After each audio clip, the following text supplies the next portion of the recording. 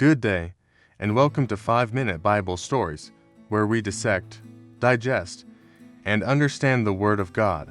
Today, we're looking at the story of a wedding crisis that was completely averted. Imagine this. Music fills the air in Cana of Galilee. A massive event is happening. Guests are laughing and dancing. A wedding feast is in full swing. The bride and groom greet their friends and family. Everything is perfect. Then, disaster strikes. The wine runs out. In ancient Jewish culture, this isn't just embarrassing, it's catastrophic.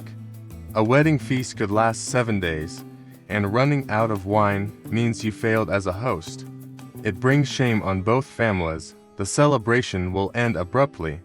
Guests will leave talking about this failure for years, and the groom's family will be humiliated.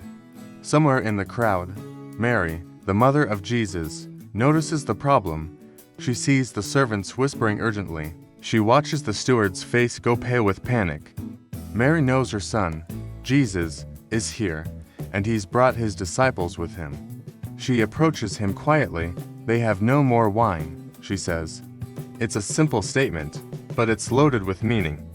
She's not just reporting a problem. She's presenting it to someone she knows can do something about it. Jesus responds in a way that seems strange. "Woman, why do you involve me? My hour has not yet come." It sounds like a refusal. It sounds like he's saying this isn't his concern. But Mary doesn't accept the dismissal. She turns to the servants and gives them simple instructions. Do whatever he tells you. Think about that moment. Jesus has just suggested this isn't his time. Mary acts as if she knows better. She trusts something deeper than his words. The servants stand confused. 6 stone water jars sit nearby. Each one holds 20 to 30 gallons. They're used for Jewish ceremonial washing. They're empty now. What happens in the next few minutes will be Jesus' first public miracle. But nobody at the wedding knows that yet. Jesus looks at the servants waiting for instruction. He points to the 6 massive stone jars.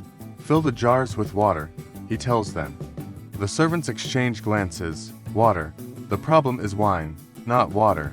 But Mary said to do whatever he tells them, so they begin the exhausting work. Each jar holds 20 to 30 gallons. That's roughly 150 gallons total. Carrying water in ancient times meant trips to the well, heavy containers, and aching backs and shoulders. The servants work hard, filling every jar to the brim. Sweat drips down their faces. Their arms burn with effort. Meanwhile, the wedding celebration continues. The guests have no idea there's a crisis. They don't know the wine has run out. They don't know servants are frantically filling water jars. The music plays on. People dance and talk. The bride and groom smile, unaware that their feast is about to end in shame. The servants finish their task. 6 jars filled to the top with water. Pure, clear, ordinary water. Now what? Jesus gives them another instruction. Now draw some out and take it to the master of the banquet. The servants must have been terrified. They just filled these jars with water. Everyone knows it's water. Now they're supposed to serve it to the master of the banquet, the man in charge of the entire feast. If this goes wrong, they'll be blamed. They'll be punished. Their jobs are on the line. But Jesus' voice carries authority. Something in his presence makes them obey, even when it makes no sense. One servant dips a cup into the jar. He draws out the liquid. He carries the cup to the master of the banquet with trembling hands. The master takes it without suspicion. He's tasted hundreds of wines in his career. He brings the cup to his lips and drinks. His expression changes immediately. His eyebrows raise.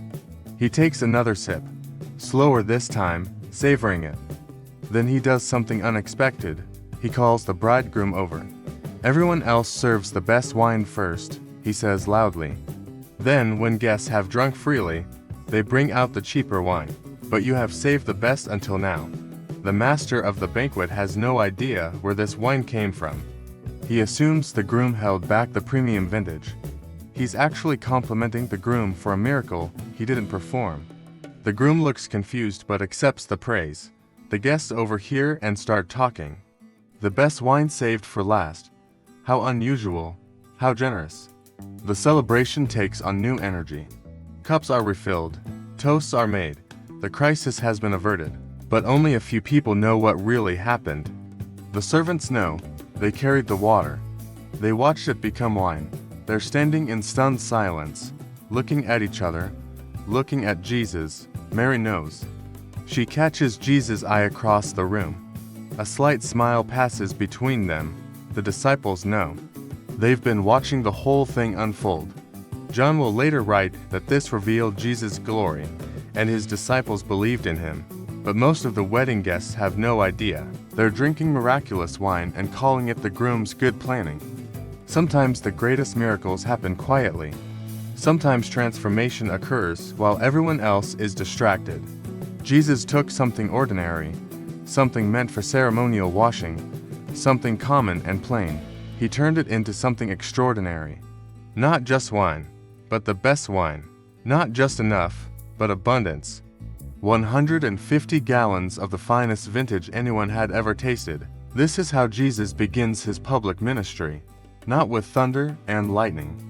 Not in the temple or synagogue. Not with a sermon 2000s. He starts at a wedding, at a party, solving a social crisis, saving a family from embarrassment.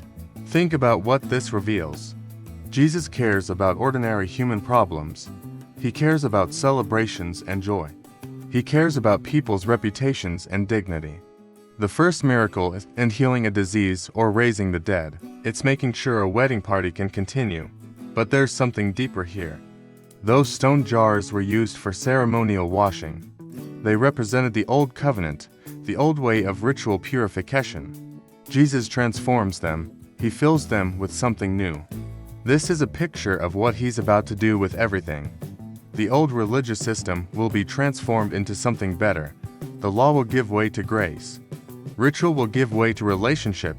And notice the abundance. 150 gallons of the finest wine for a wedding that was almost over. That's who Jesus is. He doesn't give barely enough. He gives more than anyone could use. He gives extravagantly. The servants, who obeyed without understanding, witnessed the miracle firsthand. They knew it was water. They watched it become wine. Their obedience put them in a position to see glory revealed. What empty vessels in your life need filling? What ordinary situations need transformation? What crisis are you facing that seems impossible? Jesus still specializes in turning water into wine. He still takes the ordinary and makes it extraordinary. He still works through obedience, even when his instructions don't make sense. Drop a comment and tell us about a time something impossible became possible in your life. If you want more stories of transformation and hope, hit that subscribe button. This ancient wedding miracle still speaks to us today about a God who shows up in our ordinary moments and does the extraordinary.